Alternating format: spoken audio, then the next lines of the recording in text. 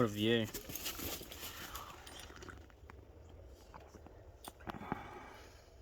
Good afternoon. We are at Len Barker Reserve, just south of Point Turton on the Yorke Peninsula.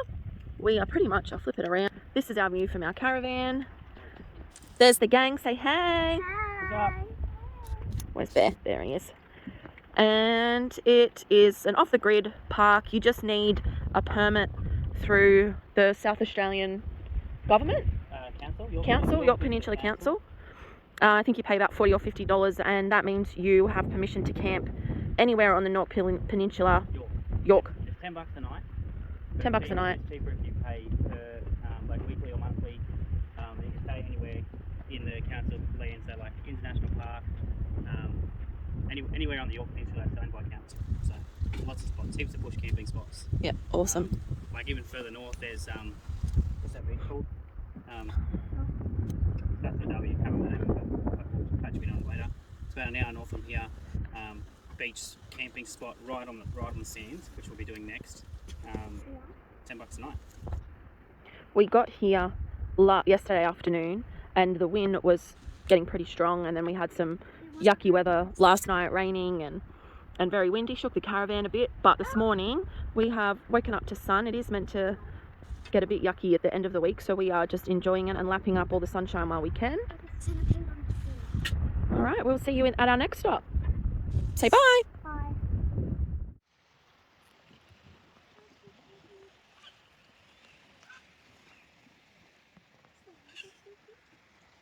No.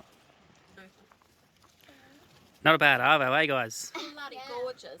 The clouds are putting on a bit of a show over there. It's not the best sunset we've seen, but it's pretty. We've got a couple of little... Here we go, he's taking off. Look at the fish. There. Couple of little pelicans, not little, they're big birds. A couple of big pelicans just cruising out over the water. I think they might be trying to catch fish. So hopefully we can catch a little snippet for you. And I think there's like 3 over there. There's one just here. What do you reckon, Bear? Wait, what are you hunting for? You hunt for some fish too? Bear, come here. You haven't eaten anything. Yes, I have. Dude, you haven't eaten anything. Because Yeah. I would have given you the same one. No, give me a little bit. Gotta love these free camps. Hi. Just send it. No fire regulations, well, there's a fire pit around it, but no off-ground fire pit. Just load her up.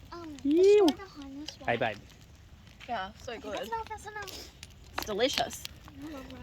Obviously, be safe. Oh! We have the water hose connected up to the caravan, ready to go, and it's very calm. It's no wind.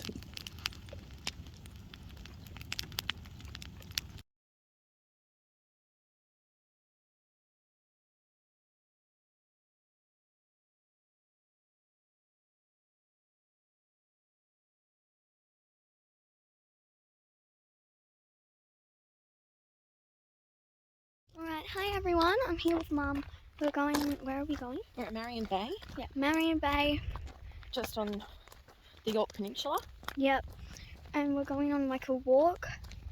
Look out here though. But like, we went to this like a little bit of the ocean thing, and the water was like really clear. And a bit of it. It's very nice.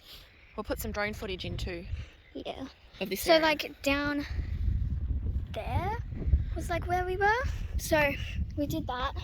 The water was like super clear, wasn't it, Mum? It's beautiful. Yeah. And then we're going on the walk now. It's gonna be cool. Dad and Chloe and Bear are already up there. Yeah.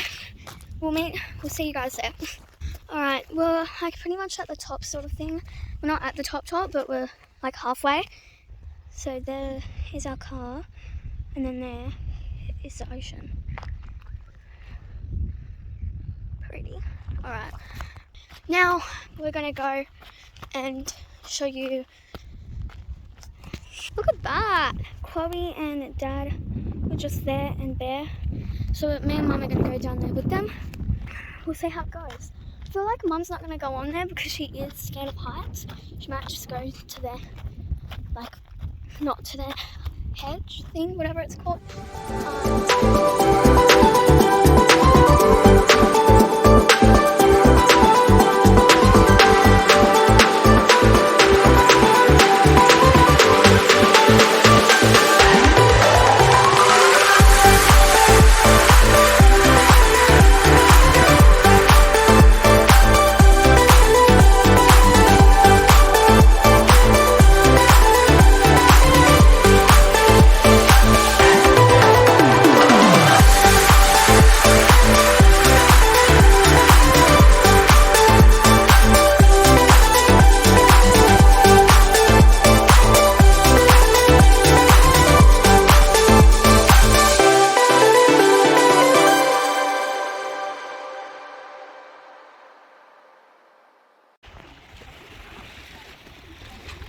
Marion Bay jetty. Plenty of seaweed if you're a vegan. I said plenty of seaweed if you're vegan. Yeah, it's beautiful, isn't it? It's so clear. Apparently all the jetties off on the Yorke Peninsula are awesome for squid fishing because of all the seaweed that is on the bottom. The squid love to hang out in there. Yeah, I may never master fishing in general. But I might have to get some tips from these anglers, eh? Bear over there having a big sulk because he doesn't get to come. Let's have some lunch. Beers. Kids are playing. Sun is shining. What a cracker day. Oh. Where are we again? What a day. Yorktown. We're at Yorktown. We just checked out the mural water tower, which is just up the hill there. That was pretty cool. Got the what do you call it? Token mural photo with the car in it. That was cool. And after this, we're going to Innes National Park, or Innes National Park. There's a couple of historic buildings there that would be cool to check out, and we get to drive on the beach at Pandalawi Bay, so we're going to check that out. And we've been trying to look for pink lakes. Yeah, well, that's right. We did go to the pink lakes this morning, yeah. But they haven't been very pink yet. Yeah, they're alright, like pinkish, but not pink. So we got a bit of drone footage of that, but we'll show you that later.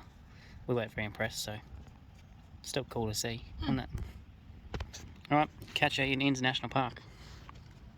Do a cartwheel. Oh.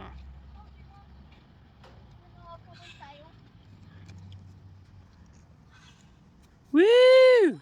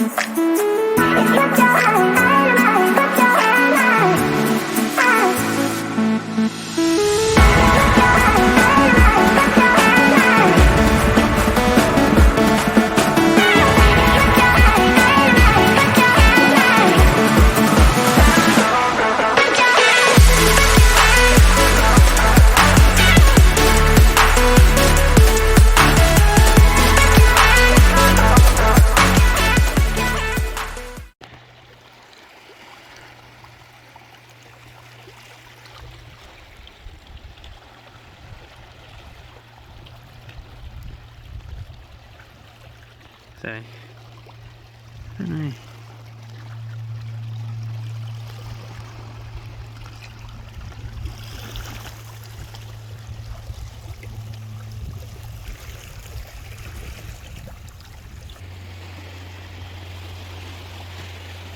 Just went up to Corny Point Lighthouse just to have a little gander. We've got seals over here on these rocks here. Just jumping and playing, just chilling. And then over here in the bay, if I can find them, some dolphins.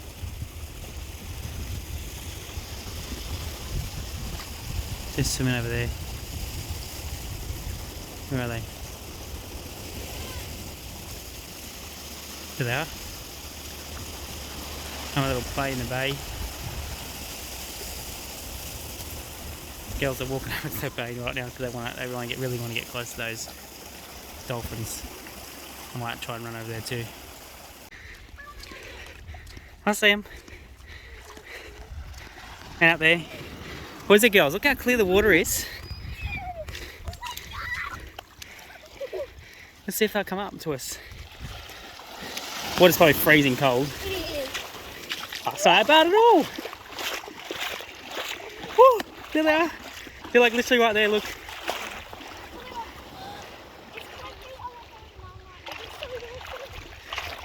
Water's actually not that bad.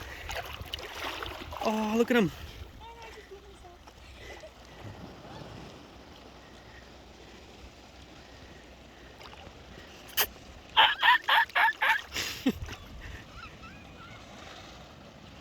I don't know if you can see it on the camera, but the dolphins are literally probably like 30 meters from us.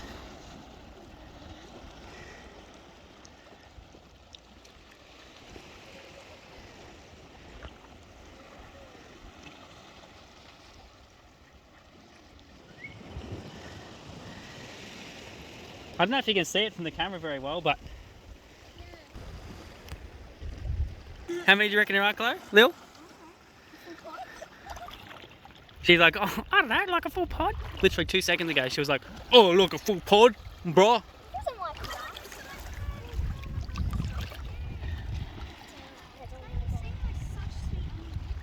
The water actually is really beautiful, isn't it? Yeah. It's not cold though. Like I just went fully. It is like crystal clear. The sand's gonna touch those rocks too. I really want to go for a swim, see if I can get to them, but I won't be able to take my phone. And you won't be able to just get back chains into something. Oh, yeah. Oh, we should have bring our swimmers. It's actually really nice. Where'd they go? Oh, they are, just there. I don't know. Chloe Lee. I'm so happy right now. We saw dolphins! Best day of our lives. New favourite moment. Literally just about 30 metres away from us. We're off the Corny Point Lighthouse. We thought we'd come for a walk down to this random car park. And I was walking down this car park, looked straight out, and I was like, oh, it looks like seals on that rock. And then straight underneath them, these big massive pod of dolphins just swam straight underneath them. Absolutely awesome. You right there, mate? Gorgeous. Oh, mate over here just falling over from the fence. I'm just so excited. Alright, see you back at camp. What up? What up? Morning. Oh, it's afternoon. I don't know. Nearly afternoon. It's morning. We are leaving our favourite camp spot so far. Too bad it's raining right now, so we can't do any footage outside. I didn't got a little bit of footage before it started spitting. What was our favourite spot? Len Barker Reserve, right on the water.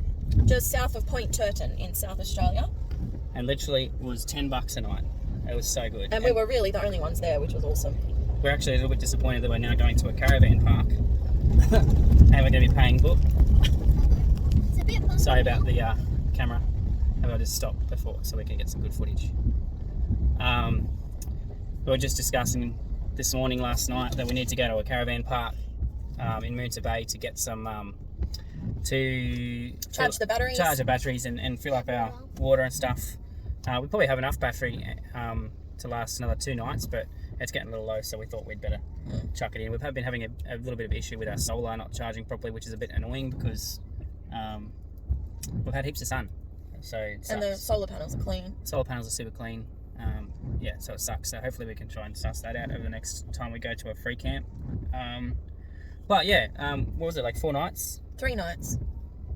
3 nights, 4 days on the 2 batteries that we got. So I think it's not bad. That's probably the best we've done so far. Yeah. Yeah, we're not too good without. And especially on water. And water too. I don't know if you can see, but our little mate Bear's decided he doesn't want to be in his seat in the box. It's cold and wet. I want to be in the car with the girls. Yeah, so we have a little friend in the car. Yeah, what else? So yeah, we're heading to Moonta Bay, which is about an hour and 40 minutes from here. We're going to stay there 1 night just to charge the batteries, and then we'll head probably a little bit further north for another free camp for a couple of days because we want to check out that sort of north end of the Yorke Peninsula. and then we're heading to the Flinders Ranges. We'll pay a pound. We're staying at a pub there, or I can't remember what it's called, but I'll tell you in the next video, next part of it, for free. It's got a pub, it's got toilets, it's got showers, and it's just a donation. So we're just going to go there in and have a meal and a couple of frothies for one night. Sounds like a pretty good deal. Yeah. Some Coke for the girls. So anyway, we I don't know if better. you can see. Oh. Today. Probably not better to see. Yeah, she's raining. It was beautiful yesterday. Cloudy. It's not very nice, but a cracker day yesterday, so we definitely had a good day. But anyway, we'll see ya in Moonta Bay. Catch ya. Bye. Bye.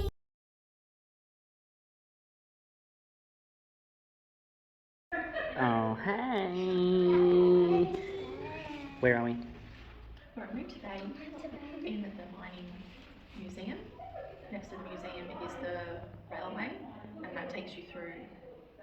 Did you do the brochure? Where's the brochure? It's in here. So we're in Moonta Bay. We're staying in Moonta Bay Caravan Park. $60 a night, beachfront campsite. All the normal amenities that a caravan park has: toilet, shower, jumping pillow, jetties nearby. There's a massive water park, part of the council, right next door, which is pretty cool, but it's And a closed. cafe behind that. It's only open in the summer. Yeah, it's closed now because it's winter, but that's fine. And the sunsets, as you've already seen on our Instagram page, is Epic. to die for. Like, if you Um, haven't seen them on Instagram, check out follow us. That's it. Check out our Instagram if you haven't seen our Moonta Bay pictures, because it's amazing. But we are in the Moonta Mines museum at the moment, and it just talks about mining life. I guess they used to mine. This is called the Copper Coast, Moonta Bay, and Cardina and Woolaroo, I think, above us is where the three towns that mined copper on the Copper Coast. So this is what this is all about, is just showing how they mined copper, the life that they had and had to endure back in the day. So, yeah, boom.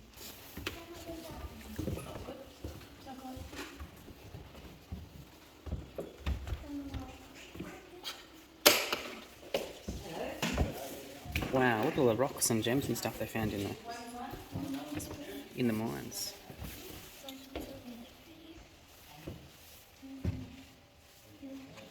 That's cool.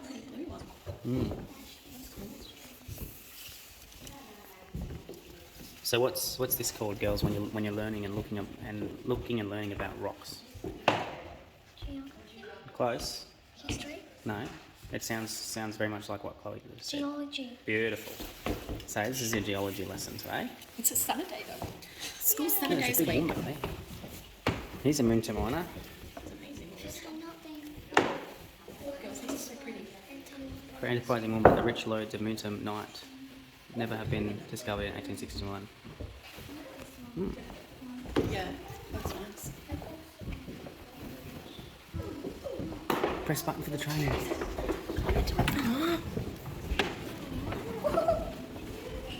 You guys just raced to it. Choo choo. Oh, look at this side, guys. That's a really cool model. What's this thing? What's this thing, babe? What is it? Can you lift this ignet? Is this a copper ignet? Oh, wow. During a 63-year life of Moonta mines, about 150,000 tonnes of fine copper was won. That's enough to make it over 6,000 of these ignets. 6 million of these ignets, sorry. This ignet weighs about 24 kilos. Your turn, That's Dad. 10. It's really heavy. Oh, that's it. You can't lift it away up. You did it. I'm gonna try Probably should do it. Let me just show you that I can lift it with one hand. Not hold it. So strong. Yeah, pause this.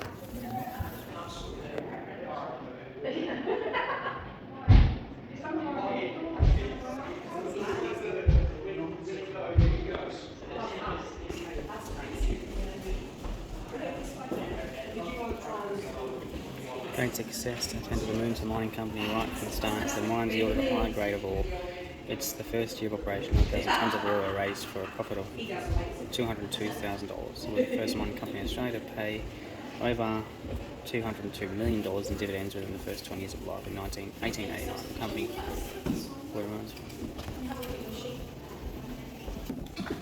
This is it. Here you go. Look, Chloe. Chloe, you're just asking. Taylor's poppet head, 1879. At this time, Taylor's shaft was 1,200 feet, 380 metres deep. This is a typical twin-leg Cornish poppet head, standing approximately 50 feet or 15 metres high. The legs were about 24 inches square and sunk into the ground some 12 feet. The twin sheaves carried the wire rope from the prankard's winding engine via 4 rope gallows. The top of the shaft is known as the collar. The twin raised tramways were assisted with the removal of the addle and or via side tipping wagons. This one would obviously bigger. This one, it would be white, but in big holes. So you would be stuck down there all day. Digging. Wouldn't see sunlight. Yeah. Just moving rocks on it.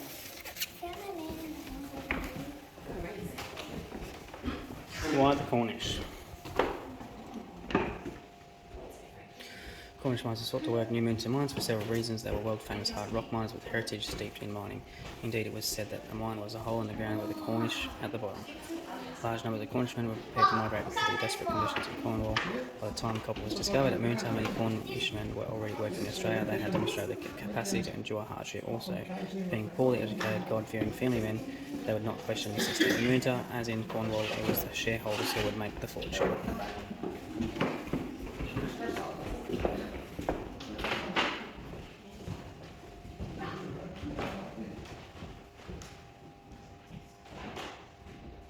Just insane at the life of a miner.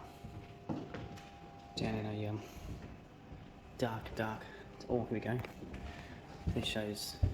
This is a bit walking through the mine shaft.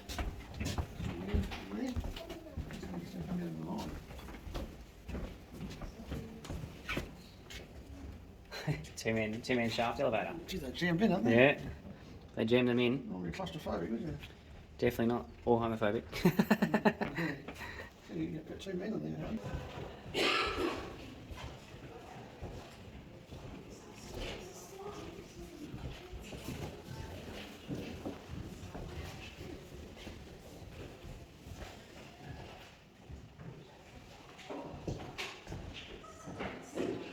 Winters, Himalayas.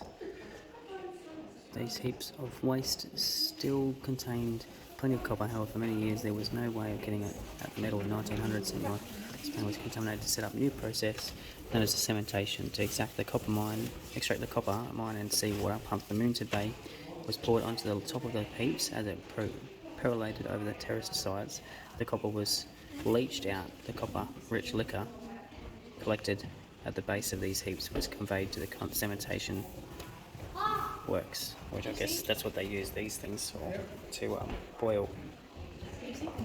That's how they used to get Yeah, into the mines every day. I saw it, yeah. 2 men in there. We might have to come back because we need to go to the train. What time is it? 12:46. Okay. We'll have to come back and do the last bit because we're going on a train. There is a lot of shot with 2 times. Henry Richard Hancock, aged 28, was appointed manager of the Moonton Mines, a tall, imposing figure and benevolent autocrat. He dominated life in Moonton for next to 35 years.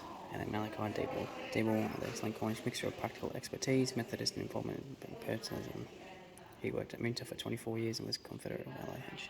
So these are the bosses. They used to wear white apparently.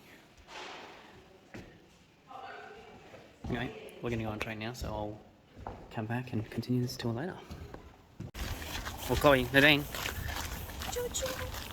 we're going on the Moonton Mines Railway to show us around the park.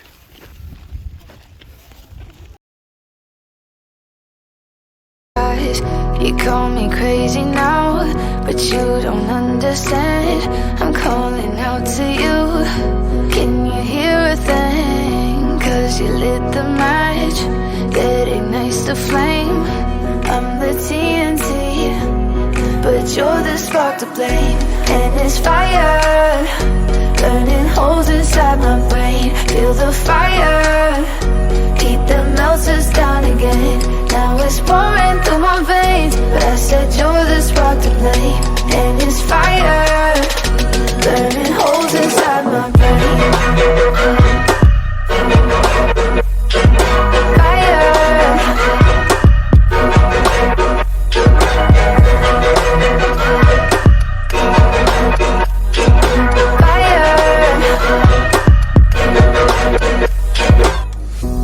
Some days with you it's paradise, but now you spin me in a web with all your lies. Want you to feel the way I feel inside. I'm reaching out for help, you got me in a riptide. You call me crazy now, but you don't understand. I'm calling out to you, can you hear a thing? 'Cause you lit the match that ignites the flame. I'm the TNT, but you're the spark to blame. And it's fire, burning holes inside my brain. Feel the fire, heat that melts us down again. Now it's pouring through my veins, but I said you're the spark to blame. And it's fire, burning holes inside my brain.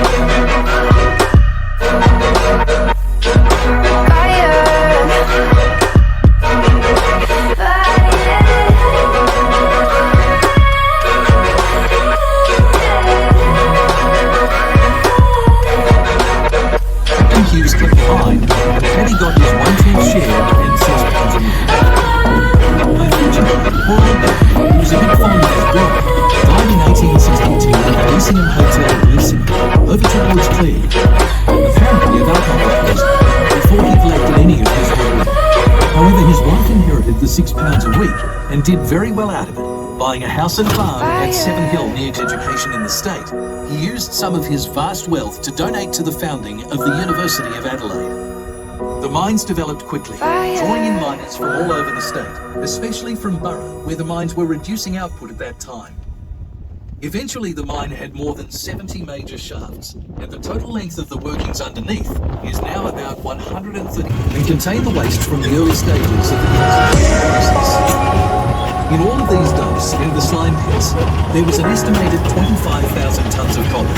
They wanted to extract it, but didn't know how to do it. After asking around mining companies throughout the world, they found a Spanish engineer called Antonio the Rio Tinto Spain,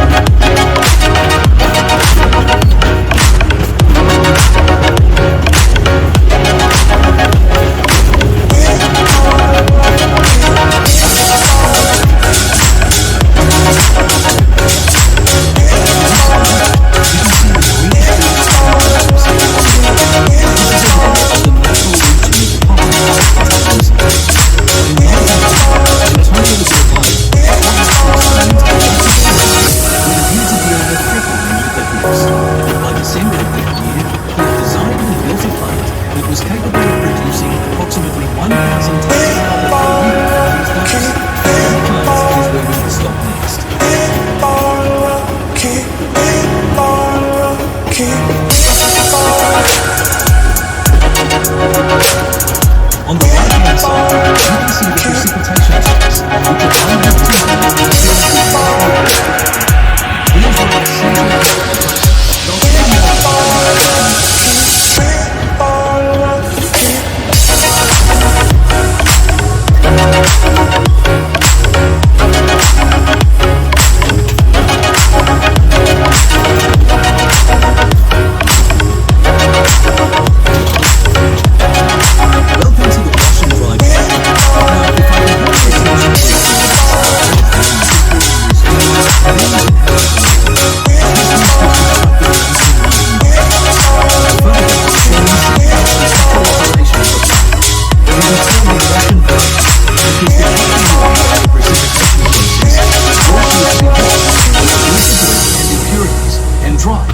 easier to handle when transported to the smelters at Wallaroo. We will move on down the track a short way and Then you'll be able to get off the train to have a look around the building.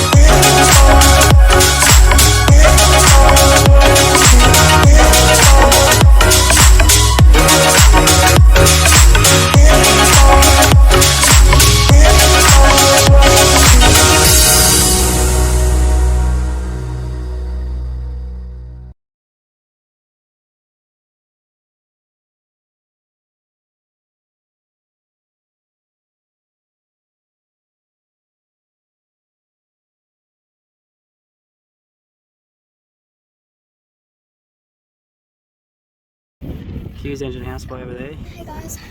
There's Kids engine house.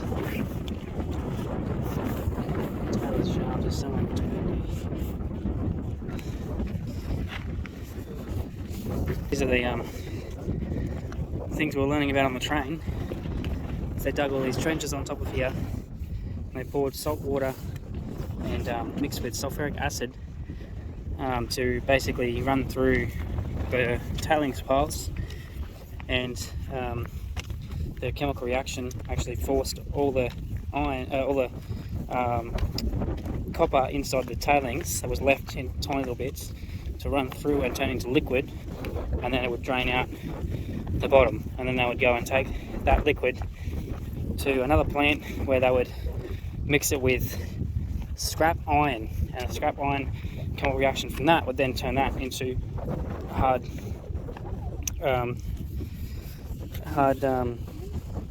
what do you call it, hard copper again, and then they would go and take it to Oh my god, Mum made it up! the next town over and melt it down Go, Mum! and turn it into copper again. Dance, babe! She made it up to the top. It's a bit steep. I think it's actually supposed to be closed, but because the stairs are probably not really safe, but we're up here anyway. We wanted to see the amazing view of all the mines in the area. It's like, you can see there's another tailings pile over there.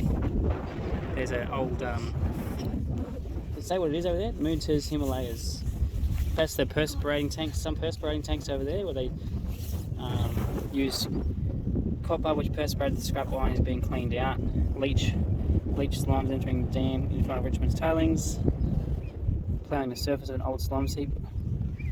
By the late 1980s, tailings from Moontas 3 or concentrated plants, Richmond's mines and Hancock's formed 4 large heaps containing 1.5 million tonnes of coarse residue are saved. 9% of copper. In addition, slimes areas contain 330,000 tonnes of fine residue, are saying 33.5% copper. In 1900, the Moontas Mining Company engaged Spanish mining engineer Senor Antonio Delgado to establish leaching perspiration process to extract copper from tailings. This was a process called cementation. A mixture of seawater and little sulfuric acid was pumped from Moonta Bay and allowed the percolate through the heap, taking copper into solution. The liquor then was collected in channels which surrounded the heap. The copper was later perspirated into tanks containing scrap iron. This precipitate was washed and dried for dispatch to smelter. But 13,000 tonnes of copper were recovered from tailings and slums between 1901 and 1923. On the top of the heap, you can see the remains of short, shallow dams, which control the flow of leaching solution through the heap. In distance, other tailings heaps and beyond Ryan's heap is the remains of perspiration works. This can be visited on the tourist railway, which we did earlier today. Flat clay areas in front of the heaps are slums, which area can be hasted. Sorry about my haste in reading. Probably made a heap of mistakes. I'm trying to make a quick video. And there's the map of basically everything that's around.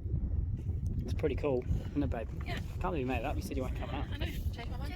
It's a massive pile of tailings, isn't it? And there's so many of them. Like there's one over there as well. I'm running out of video. There's another one over there. There's one here. How many hectares? It said something like 8,000 hectares. No, 8,000 acres?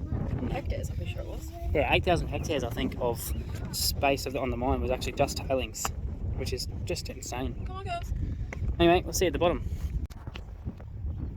Sorry, don't! Are you good, Boo?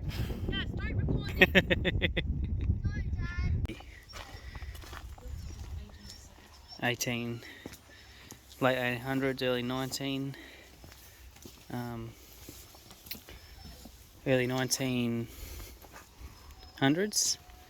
1870. Yeah, early 1800s, early 1900s. So it's just built out of wood and mud. So they put sticks, I guess, like that they've used for the fence, and then just muddied it up. Pretty nice gardens. That would have had some pretty roses, some nice lavender, Lavandula dentata, French lavender, rosemary, pink desmosa, Collinoma pulchella. And they used, how funny is that? That's clever. They used all the water off the roof for the garden.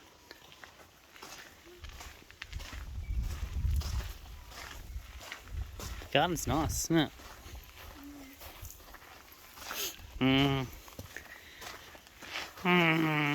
Not interested in gardens at all.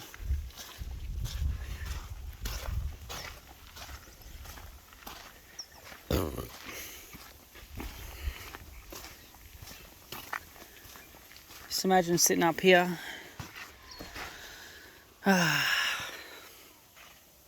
Looking out over my garden.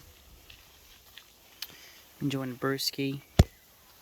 They probably didn't have beer back then, but maybe a cup of tea would be nice.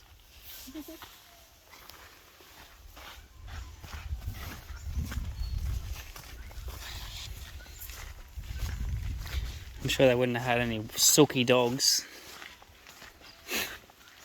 Don't know if you can hear Bear in the background.